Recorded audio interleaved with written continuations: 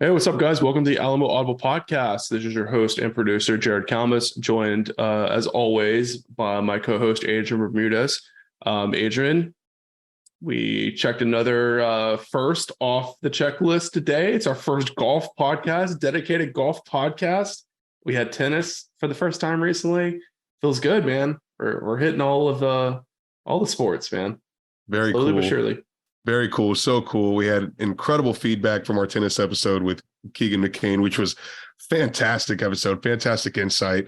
And that guest appearance actually led to the opportunity of having David Harrison on today to talk UTSA golf. And so it just presented itself covering one other sport. Now we're able to cover two other sports. And this was just a fantastic conversation that we had on the world of collegiate golf, of Texas golf on the collegiate level and on the high school level.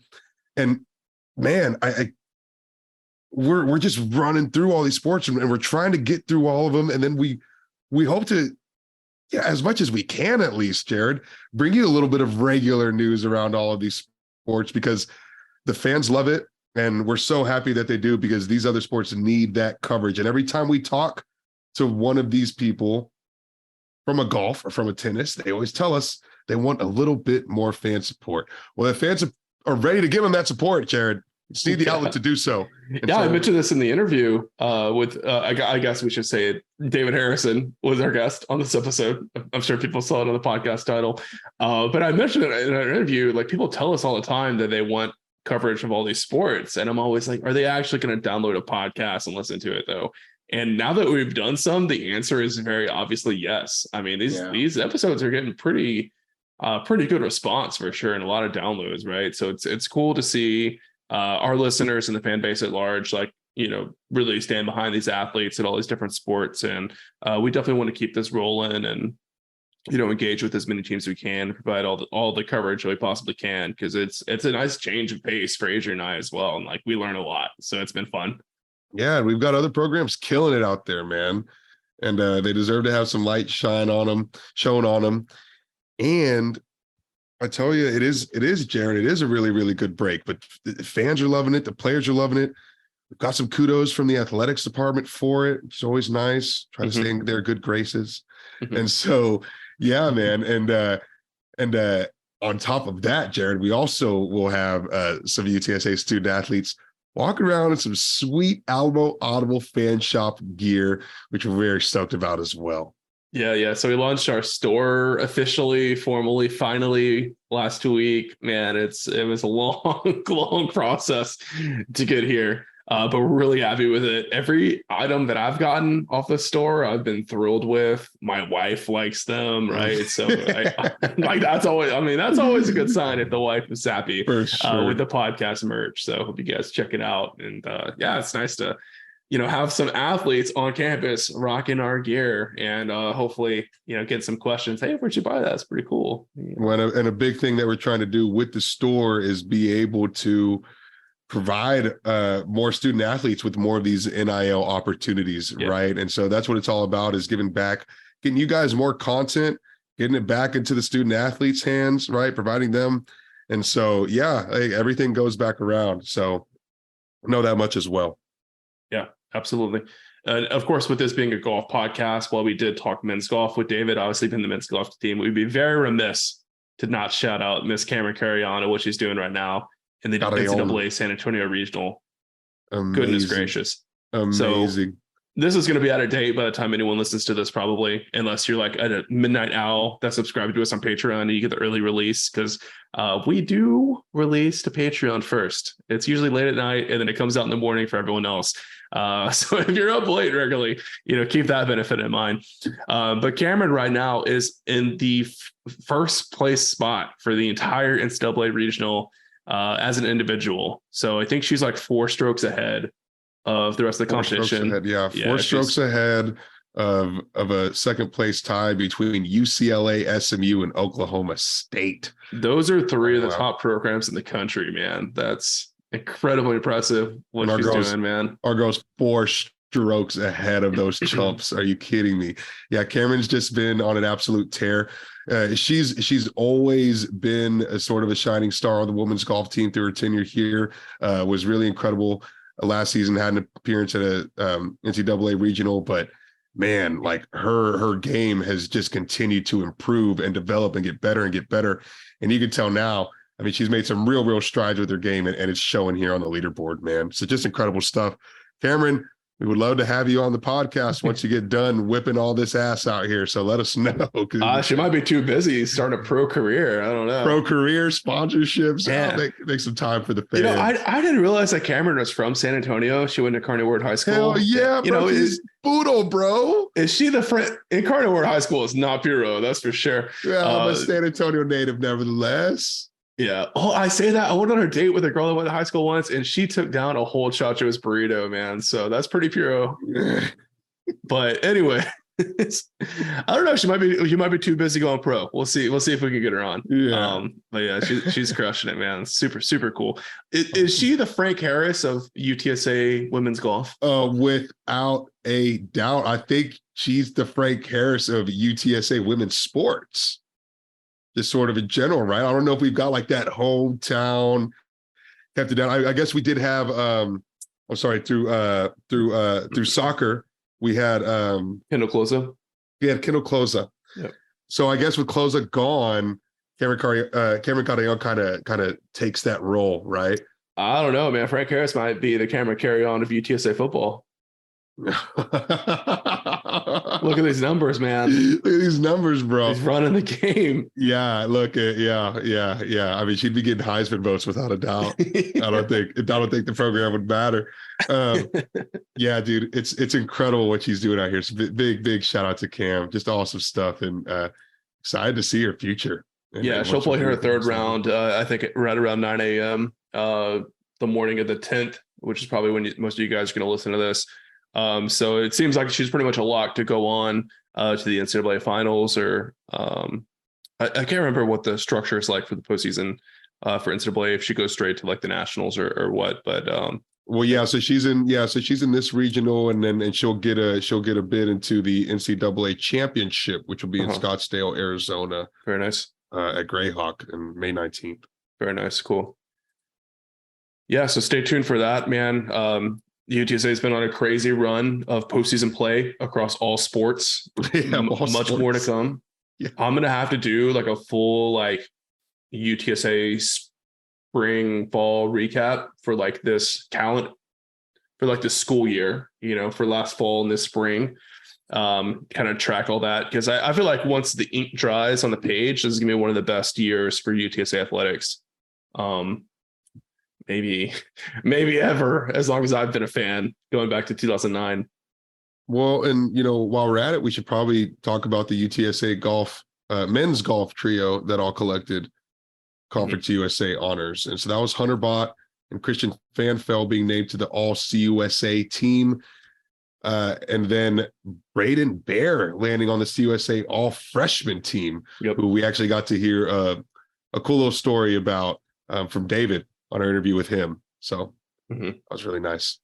Cool. So before we cut over to the interview with David, we do want to say, as always, thank you to our Patreon subscribers. We hope that more of you guys will support us on Patreon. I'm going to be honest with you guys, we lost a lot of subscribers last month. We don't really know why. We launched a survey. If you got feedback, let us know. We're kind of freaking out a little bit. But no, thank you to all of you guys who've continued to support us on Patreon. And your support really goes a long way, helping us do these NIL deals with these athletes, right? Launching our store, getting some merch options out there. Paying people to write for us. The list goes on and on and on. Jared, where can Patreon subscribers find their merch discount code for our fan shop? Yeah, it's all over the website, honestly. So on the main header, there's a resource section that has a link there that says discount code.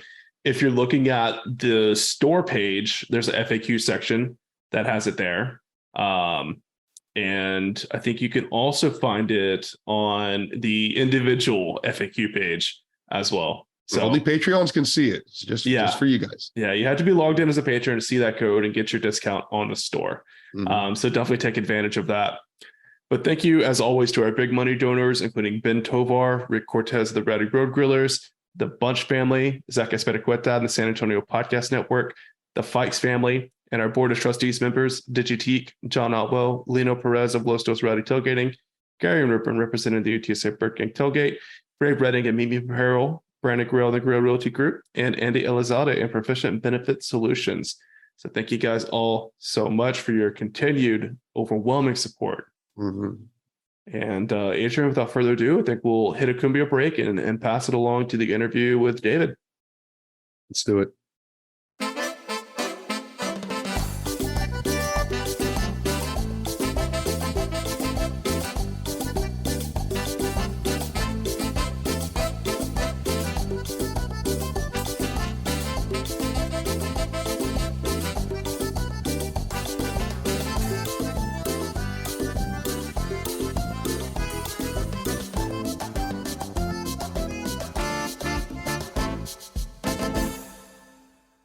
All right, guys, we're back. Thanks for sticking around through the cumbia break. We're joined by David Harrison, as we mentioned before. David is a member of the UTSA men's golf team, and he's here to teach us all about UTSA golf and what collegiate golf looks like behind the scenes. And we are pleased to announce, I don't know if it's public knowledge or not, but David did share with us he's coming back for his COVID year. So he'll be back for another year at UTSA, super senior season. Nice. So David, congrats, and welcome onto the show.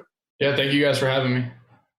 So I guess first off, what went into your thought process to come back for that extra season, right? Because, not everyone will choose to come back if given the option. And, based on what I heard before, it sounded like it was a no-brainer for you. Yeah, so I actually made this decision back whenever COVID first happened, whenever we found out we were getting the COVID year.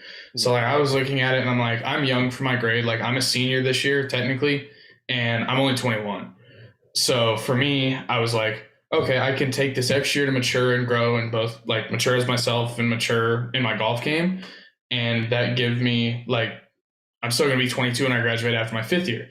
So I'm thinking it's a no brainer for me to come back. Just one more year of school, one more year of golf outside of trying to play professionally for money. It was a no brainer for me. Mm-hmm. Yeah, I can definitely relate to that because I wasn't an athlete, but I did a 5th year in school because I changed my major. And I was like, there's no way that I was ready to go into the workforce, at that age. Like that 1 year of maturity did so much for me. So I can definitely understand the thought process there. That's awesome. Is it also some developmental aspects to the game there? Like you want to spend another year at UTSA sharpening some things before you do enter that monetary circuit, right? Trying to play for paychecks? Yeah, it's whenever you go out there to play for money, it's a whole different animal. So I'm like, all right, give myself one more year. Let's hone in on some skills that I know I'm going to need in the future. And for me, it's like, I'm still only going to be 22. So it's not like I'm losing out on anything, taking that extra year of eligibility. Right. So I'm just might as well take it. It can only help. It can't hurt anything to just take another year to get better. Right. Sharpen that little to-do list that you've got off to the side. Yeah, that's sweet. That's awesome. Mm-hmm. That's really cool. Yeah. And as far as academically, what are you studying and have plans to pursue? So I'm a finance major and I'm on the fence kind of right now of what I want to do if afterwards. I'm a finance major, so it's easy for me. A lot of jobs require financial people. So I'm like, if I can just get a general bit like that, for me, that's a general business degree. I'm like, okay, if I can use that. And if I ever need to, kind of what I want to do is play golf and have my own kind of side business to use as passive income. Mm-hmm. So I'm not having to sit there only worrying about playing golf to make money. If I can have that side business that can kind of bring in that extra revenue, it makes things a little bit easier. Yeah. I mean, I imagine doing lessons for, top high school players and stuff like that. There's a ton of money in that, I can imagine. It's that. And on top of that, it's just for me, it's golf starting out when you're first coming out of college. It's really expensive because you have to go through all the Q schools, qualifiers, Monday qualifiers for tournaments. And it's really expensive paying the entry fees for that. So anything I can find to where I can have that little bit of income to pay for that would help tremendously. Yeah. Can you tell us a little bit more about what that process looks like? Let's say you're a strong golfer coming out of NCAA ranks and you want to pursue, professional career. What does that look like kind of step by step?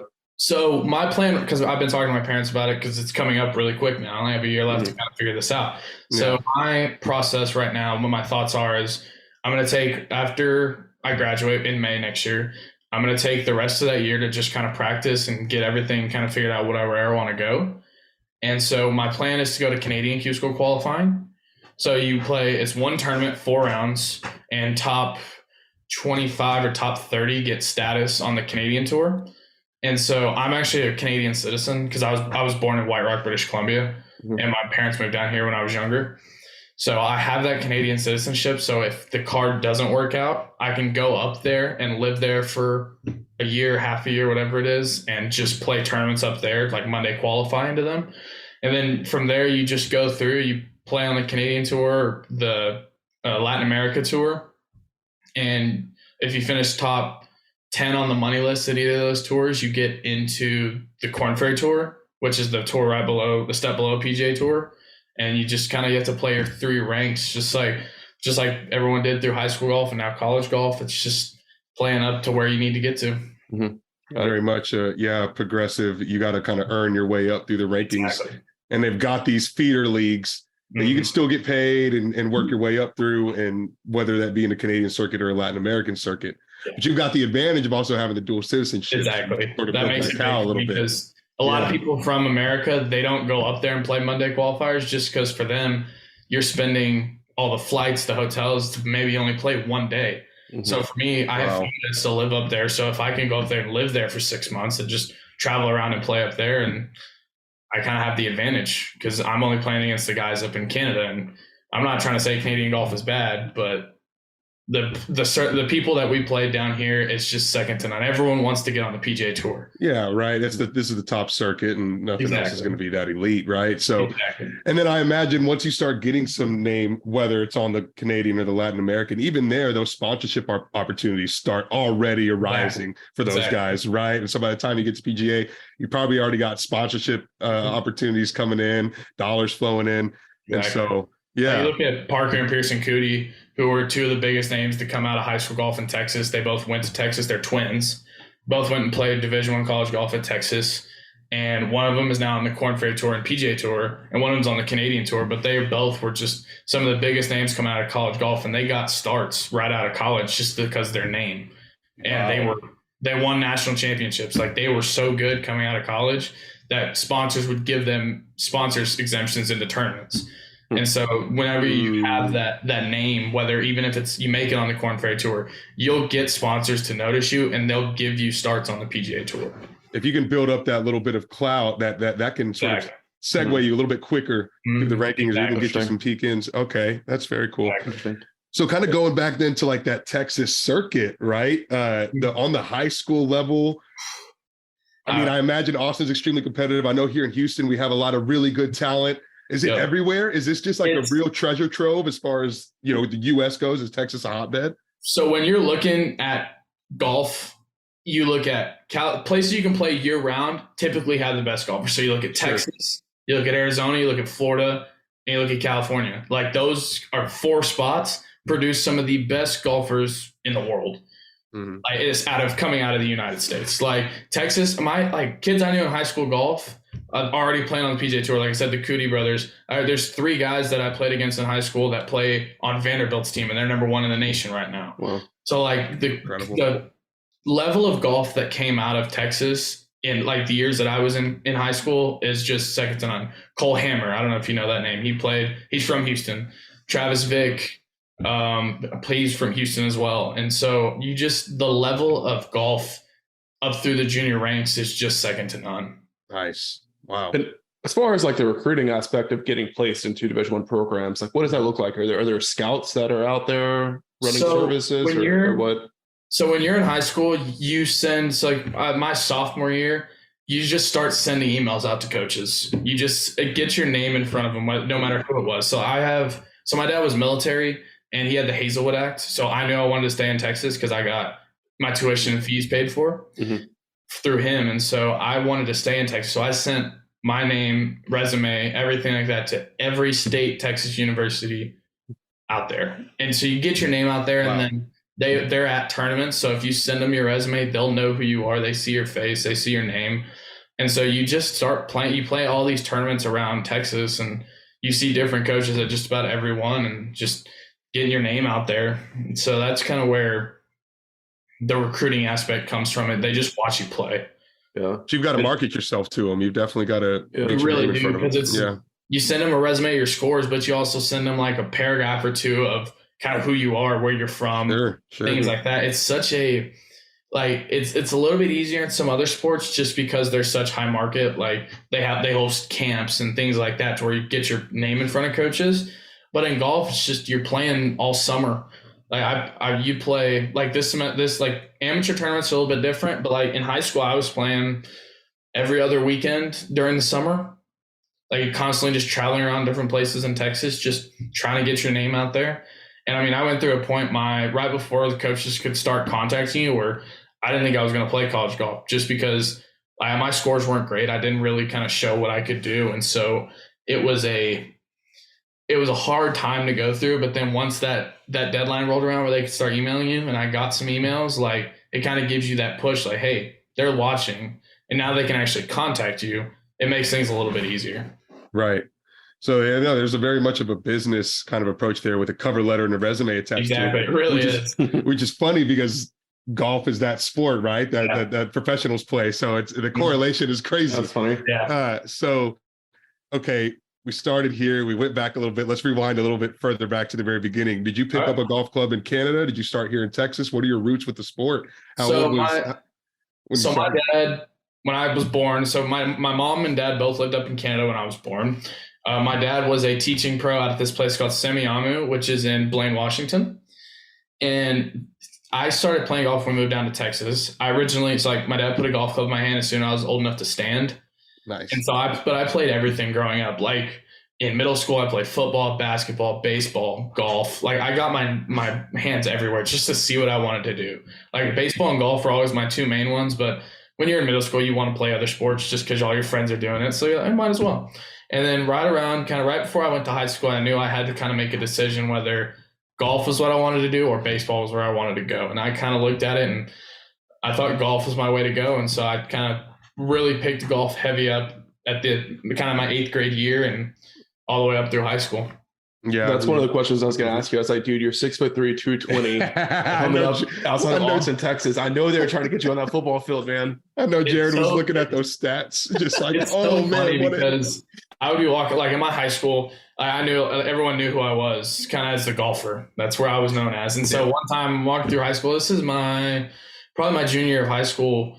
One of the football coaches walking past me in the hall. He goes, "What's your name?" I go, "David." He goes, "You ever thought about playing football?" I go, "Coach, let me be honest with you. I play golf." And he goes, "Oh, okay, I got you."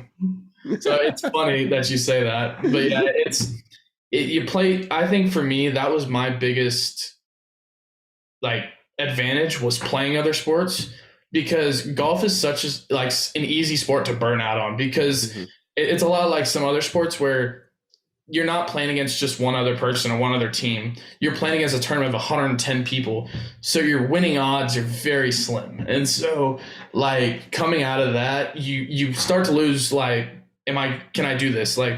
You're not seeing that constant success or failure. Mm-hmm.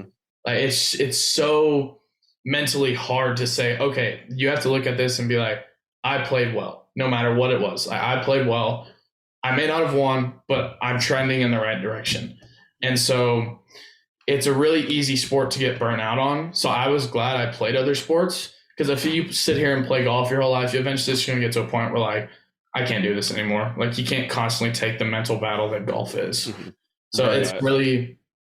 It's really good that I played other sports and kind of got into other things, because I think that has propelled where I am in golf. Especially at that age, right? We just don't have that mental patience developed yet, Yeah. So that kind of helped you sort of get there with that. Exactly. Yeah. It's weird that success in other sports seems transferable into golf, because all my buddies that are good golfers were all great athletes in other sports. And it's okay, they were good at shooting basketballs and tackling people and throwing footballs. How does that translate over to golf? Is it just mental? I think it's one of those things where I think a lot of people, there's very few, I know people that have done it, but very few people just play golf. I think everyone got into other sports before picking golf up. Mm-hmm. But I think you take what you learned in those other sports and it translates over to golf. I look at the baseball swing's a lot like the golf swing. It's just kind of, you're bent over a little bit. And so you're able to take things from each sport and say, okay, this is the same as this. and like the rotational aspect is the same as some other sports. And so you learn, you kind of pick up things, and you become an athlete in other sports, and it translates over to golf.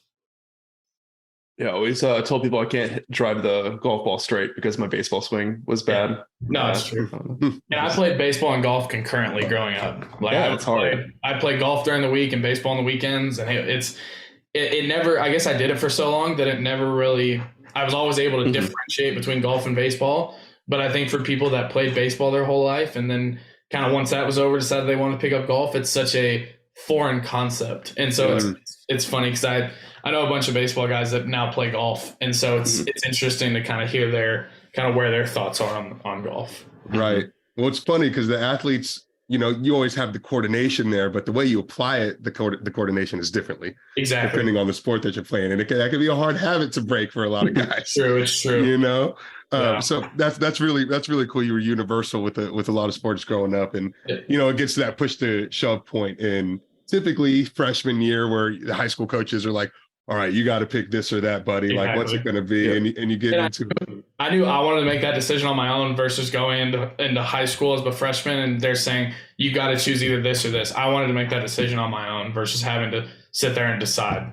Yeah. Yeah. And you had some golf in the genes. Like you said, you've been doing it ever since you were able to stand, right? Mm-hmm. So then in that regard, you were talking about Texas and all that. So was UTSA like a desirable, attractive destination because of its location, because of what you have access to there? Or is that something that, guys are just trying to get into a school, UTSA is kind of what you get, and then is that improved over the years? Or so whenever when I was looking at it, like, it was still a good place to go. Like, they had finished runner-up at conference a couple of times. They were a really good program. Everyone was they were well known as a top 100 program.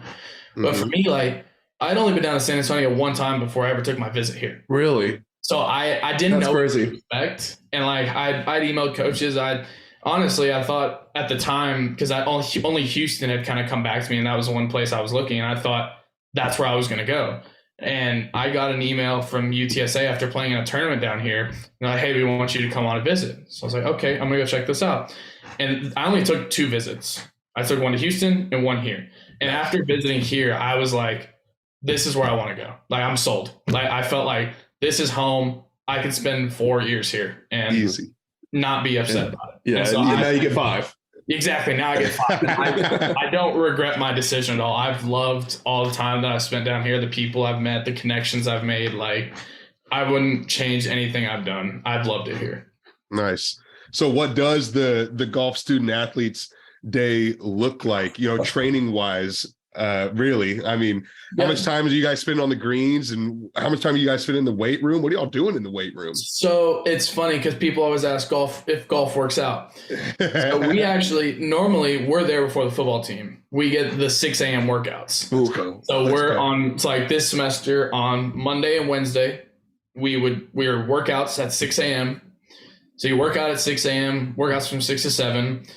I had a morning class, so I would go back home. I would normally have treatment after that because I was working on a couple of things in the training room. So I'd have treatment from 7 to 8. And then I'd go home, shower, change, head to class. I'd have a class at 10 to 11:15 every day. And then from 11:15, you go back home, you grab some lunch, and then I'm out at the golf course from basically 12:30 until about 2:30, 3 o'clock. And then after that, I had an evening class. So I would go back home, shower, change, and then go to my evening class. And so that was 2 days a week, 3 days a week that you're working out and hitting the golf course. Yeah. And then all those other days, like, we practice Monday through Friday. Sure. We're practicing Monday through Friday, workouts on Monday, Wednesday.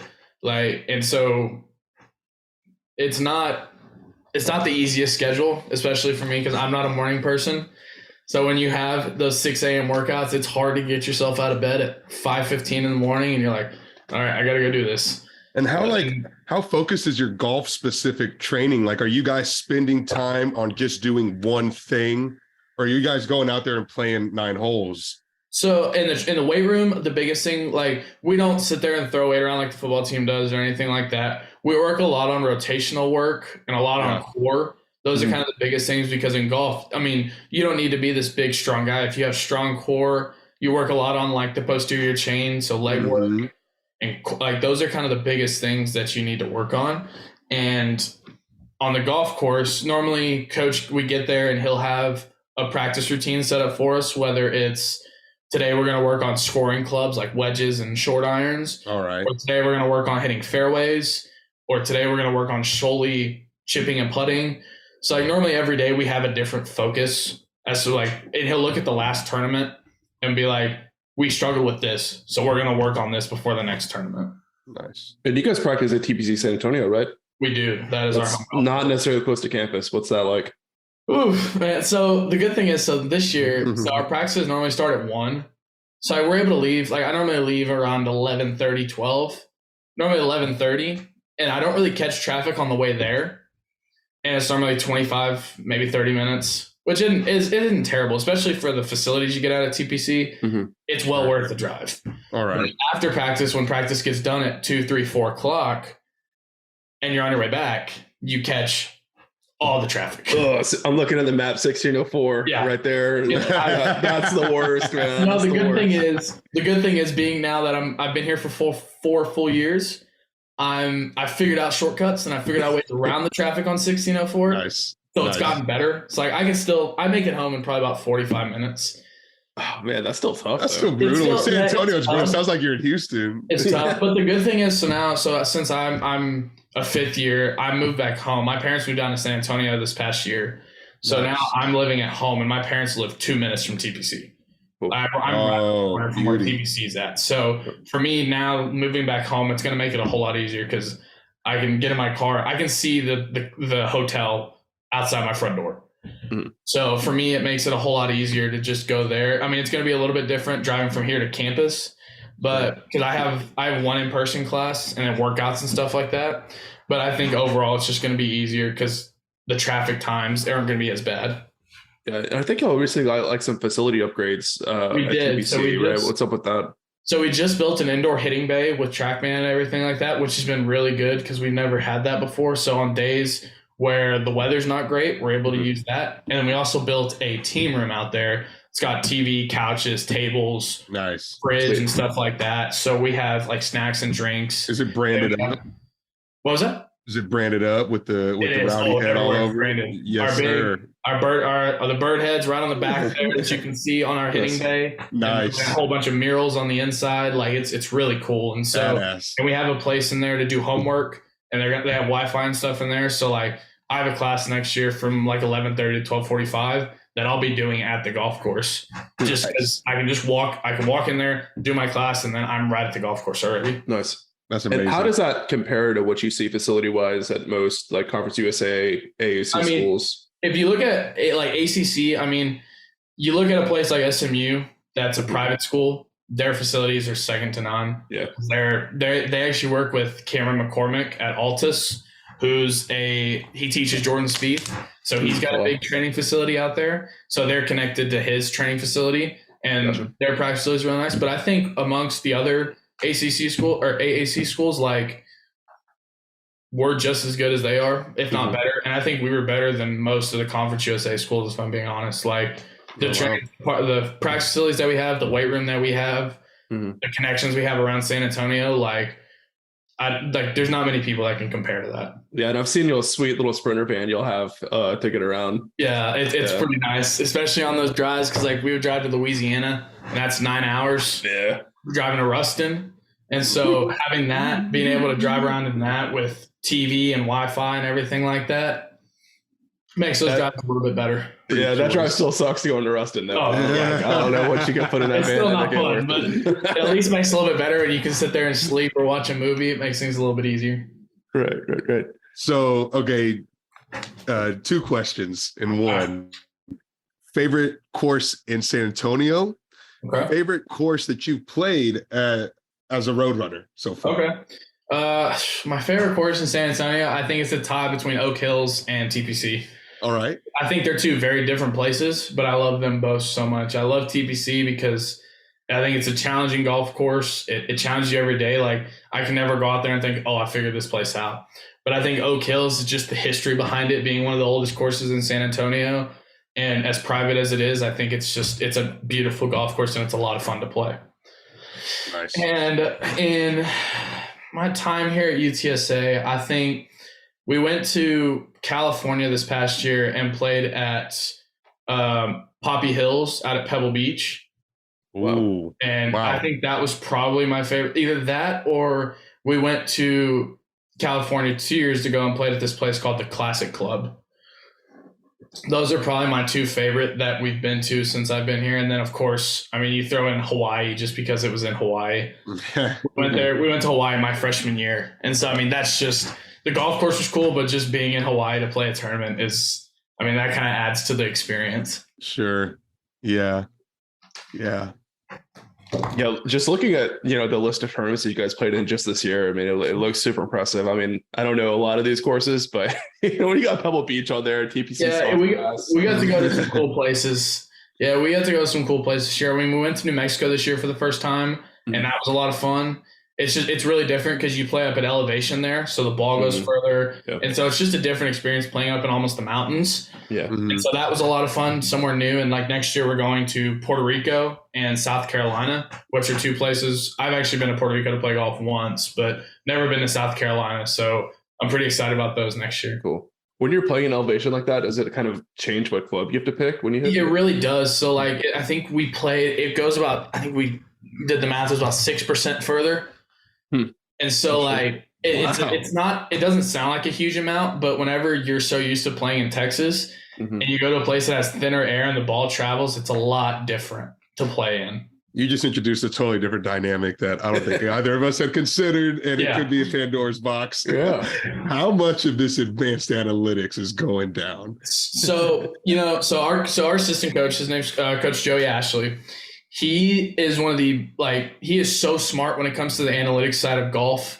He's so smart when it comes to the math and the statistics and everything behind it. Like, I've never seen someone process statistical information the way he does. And it helps us a lot because he explains it to us because he understands it in ways that none of us would ever understand it. What are some things what are some examples of some analytics that are crucial to pay attention to? I mean, so when you look at a golf course, like you hit certain shots in certain places, and like looking at a green, you have a 2-putt percentage from here, the better up and down percentage from over here. You have more chance of hitting the fairway if you hit this club versus this club. It's so there's so much at this point. Everyone's good at golf. It's all about who can manage the course better, and that's where a lot of it comes into play. Is just how can I make the least amount of mistakes and get myself in the least amount of trouble? So is this like research that you guys do before a tournament, or do you have like a tablet out there or something that you can? So we do this before the tournament. Normally we have a team meeting, and our coach, he'll put together this packet of the golf course. He'll Google Earth it and show each hole and kind of show, okay, this is the widest part of the fairway. This is the narrowest part of the fairway. And then we have this system called Decade, and it tells us that, okay, so on this shot, you want to hit it as far as possible and get as close to the green as you possibly can because you're most likely going to have lower amount of strokes. But on this hole, you want to lay back because there's trouble up here. There's a hazard up there. And that's going to cause you more issues if you decide to hit it further. And so those notes going in, you guys are talking about it, kind of going from hole to hole, right? Exactly, and strategizing. And then some of those advanced analytics, I'd imagine, differ from player to player too, based on how y'all play. Like maybe some of y'all like this wedge more than that one, or this. Exactly. And also it comes down to like a couple of guys on our team hit the ball a long way. So for them, they can carry stuff that I can't. Gotcha. They're going to hit the ball further. They can get past the trouble. Where for me, if I hit it, I'm going to hit it right in the middle of this trouble. So it does come down player to player. And normally we're able to specify that. Like when we're sitting in our team meeting, we're like, okay, like these two guys, they can hit this club because they can get past the trouble. But you three probably need to lay back or else you're going to be in the trouble. That's fascinating. Fascinating stuff. Like it's a lot. And it's so interesting when you're looking at it because it's just like, if you wouldn't have told me this, I would have never thought about that. But now that you mention it, like I can totally see it. That Google Earth breakdown. I mean, I wish I could be a fly on the wall for one of those. I like that. Sounds awesome. It's pretty impressive.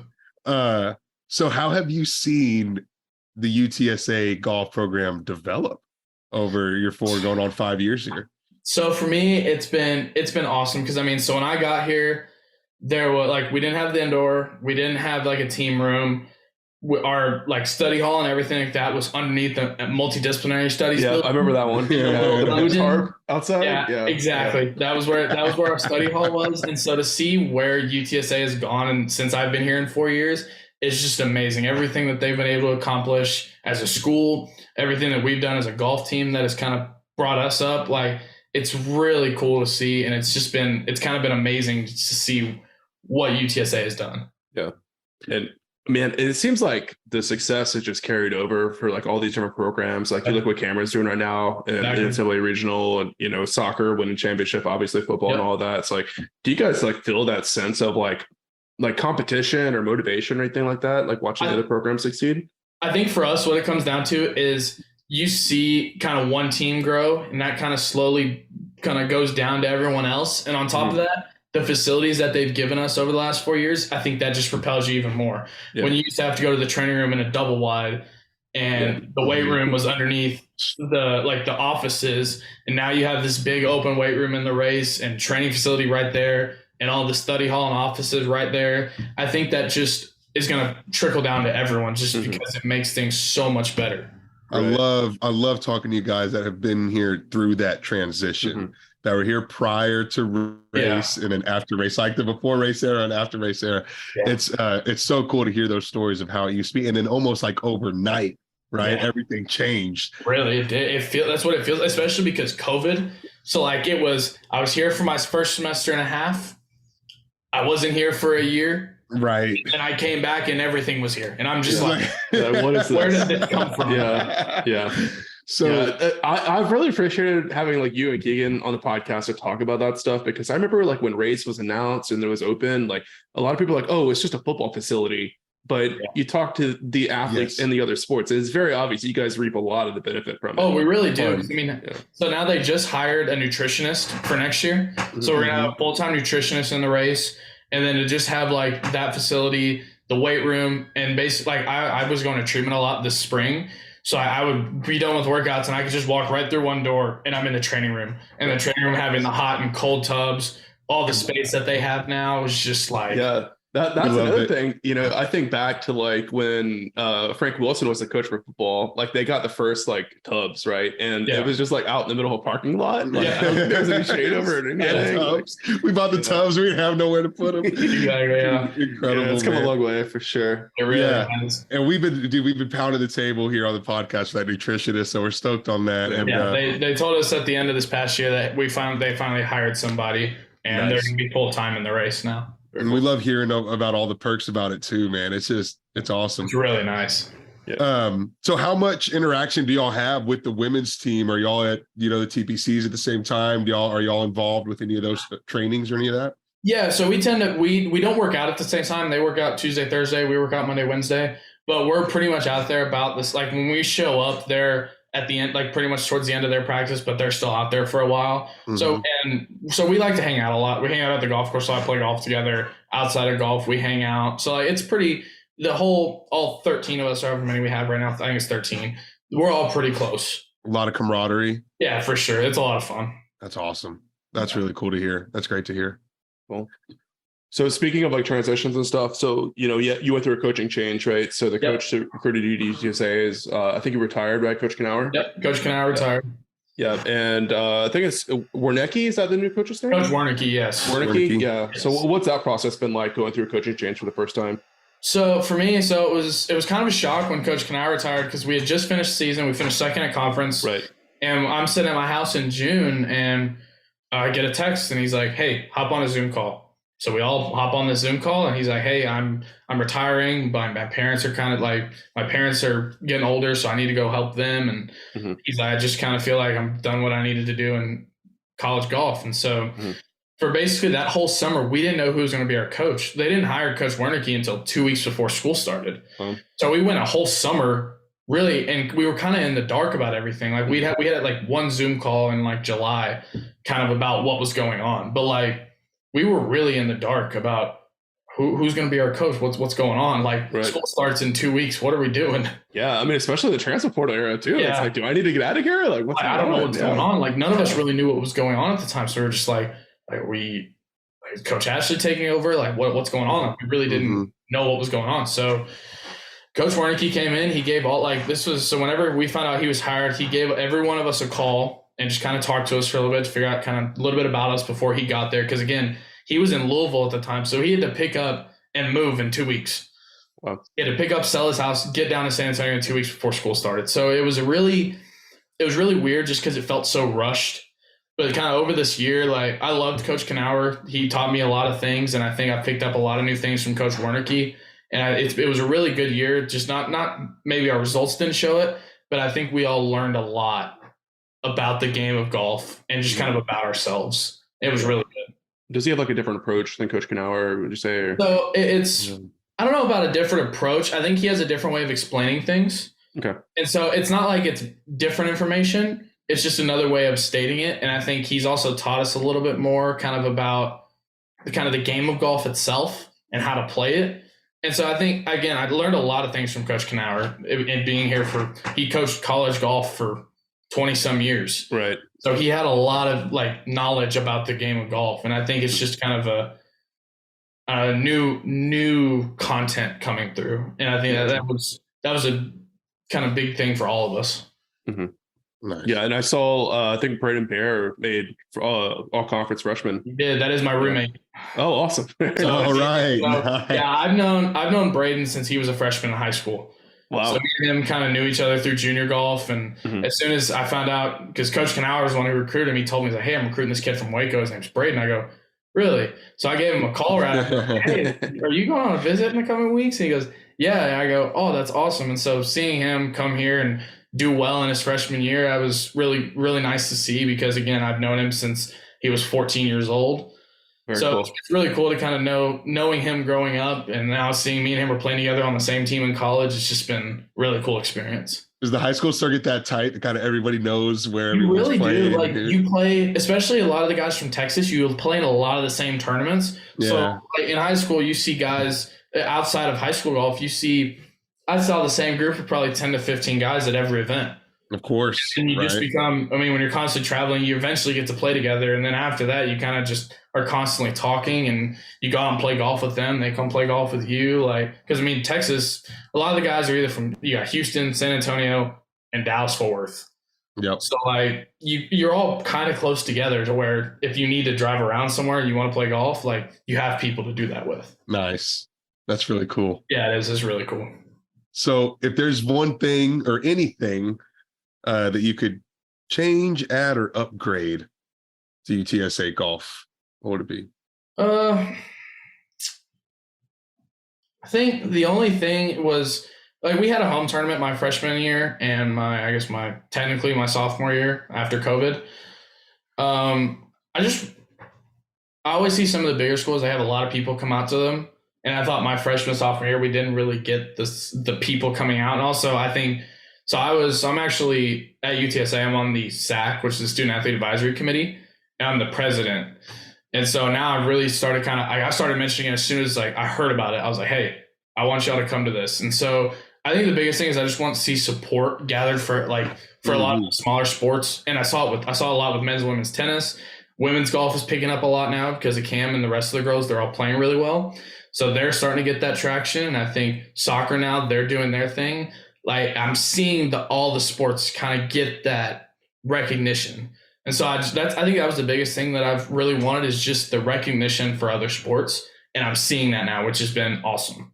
Yeah. For us as a podcast and alumni, the amount of interest that we're seeing from our listeners for other sports is it blows me away still. People have told us a long time, we want to hear more about the other sports, but we're always yeah, do you really are you really going to download this stuff? Exactly. And we start putting the podcast out, and then people are going crazy for it. So I think love it. Yeah, I think the interest from the alumni base and the students and all that is definitely there. And I think it's a learning experience for everyone, because UTSA is so new to the scene for Division I athletics as a whole. Right. I didn't even realize I could go out and watch you guys play at a tournament at TPC. I just walk with a team? Is there a certain hole you sit at? What's that look like? It's like going to a pro tour. Yeah, you kind of walk pretty much normally how it works. So you have 5 guys on a team. They'll tee off from 5 to 1 every 10 minutes or whatever. And you can just go and walk around. A lot of people that just we get people coming out to some tournaments. They just walk around with us. They watch us play, and it's kind of about it. It's not really anything special. Yep. Just come out and it's, I think a lot of us just like knowing that other people are watching besides like our parents travel a lot. Like we have a group of 7-8 parents that come to just about every tournament. Cool. So it's cool to see our parents travel like that. And I think I just want to see more people out there like next year at our home tournament, especially because that's going to be one of the strongest fields in college golf. Yeah. Let's talk about that event. Man, so there will be a Lone Star Invitational next year. So it's actually next year going to be called the Valero Intercollegiate because Valero is actually hosting it. All right. We're the host school, but Valero is the host of the tournament. So it's going to be set up a lot like how the Valero was with, they're going to have a lot of volunteers out there, everything like that. And again, it's going to be, like I said, I think there's 13 or 14 teams, and I think 11 or 12 of them are ranked inside the top 40 this year. Oh, baby. Man. And so it's going to be like, I know Vanderbilt's going to be there, who's the number one team in the nation right now. So it's going to be a huge tournament. And the winner individually gets a start in the Valero next year. So it's going to be a awesome event to come out to. And I think if we can get as much support as we can there to show what San Antonio is all about, it's going to be awesome. That's huge, man. That's so cool. Yeah. We need a triangle to come out, baby. Exactly. The call has been put out. Yes. Let's go. It is. Yeah. We'll hype hopefully this podcast helps drive people out. Rest assured, my buddies and I send a little online scorecard tracker link to each other in the group chat. So we're watching. I think it's the first week of September. I think it's the 9th to the 11th. Let's see. I actually have the article pulled up right here. Yeah. I think it's the 9th to the 11th. September 8th. Oh, yeah. 8th. Sorry. College amateur event, September 8th. 3 rounds competition, September 9th through 11th. Yeah, there we go. So it'll be the 9th to the 11th in September. That's going to be fantastic, man. So we got to get the people out there. We got to get a crowd of some blue and orange out there. It's going to be awesome. I'm so excited about that, especially because I'm like, we had a home tournament, but it was never really great. So to have this coming to us instead of us having to go anywhere for it, it's just going to be second to none. It's going to be a huge thing for us. Yeah. And we should be out there as a host school. We should have a fan base out there. We should be getting loud. We don't have to go full on Happy Gilmore style, right? We can keep it classy out there, but we need to be out there representing the Roadrunners in our hometown. Yeah, it's a big deal. It's a big deal. Very cool. So Valero's shelling out the dollar, so it'll probably be a little bit of a bigger scale, you think, than it was in the years past. Exactly.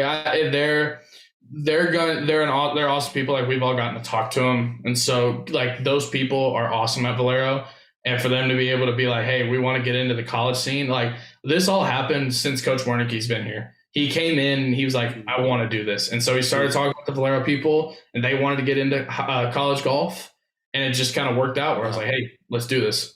Nice. We've been talking on this podcast for years about Valero and UTSA, coming together. Who'd have thought golf is that connection to really make it happen? Like, duh, it is, right? Yeah, they pulled the trigger and they're like, hey, let's do it. So, and then to be like, not only are we going to sponsor this, like, we're going to get one of the best fields in college golf. And I think that was just, to have that at your home course is just going to be amazing.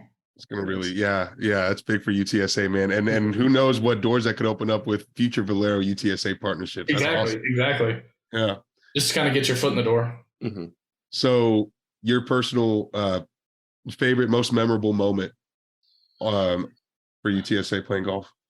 I think making it last year, granted we lost in the finals, but making it to the finals last year in conference, I think that was awesome, just because like we played decent at the beginning of the year and just kind of had an okay rest of the year. And then to all of us to kind of pull it together and do really well in conference and to make it to that match play portion and make it to the finals at that. Like, I think that was so much fun in the atmosphere amongst the team during match play, because match play is a lot different than stroke play. You're just playing one person one-on-one and that's it. And for a point for your team. And so to have that and kind of knowing what's behind it, and everyone kind of coming together, it was awesome. That kind of the feeling. Stakes a bit higher for sure. Yeah. And y'all got hot at the right time. Yeah. Exactly. It was awesome. And then I think, like I said, honestly, hopefully I'm making some good memories in Puerto Rico next year. But going to Hawaii my freshman year, especially first semester out of high school, you get to college, and at the end of the semester going to Hawaii, and you're just like, wow, I mean, is this what college golf is all about? So that was a lot of fun. Living the dream. Exactly. Dude, Well, that's cool. awesome. So I've got one last question for you personally. What's I think the analytics was a great answer here, but let's see if we can get another one. What's one thing that the average listener may not know about college golf that could surprise them? I think that, and I think it's the amount of hours you put in outside of scheduled practice. Like I know, like, and I mean, a lot of sports they have like scheduled times, but I think outside of, it's like we're practicing for 2 hours a day as a team. That's scheduled, required. The amount of work we put in outside of our scheduled hours is insane. Like we're out there hour and a half before practice. We're there after practice. You're there on weekends. Like it's not like it's just you. In I think the amount of work we put in the weight room, like a lot of us, we want to get better, and so I think just the amount of time that you spend outside of required hours is just crazy. Well, I mean, outside of the semesters as well, like what do the summers look like for you guys?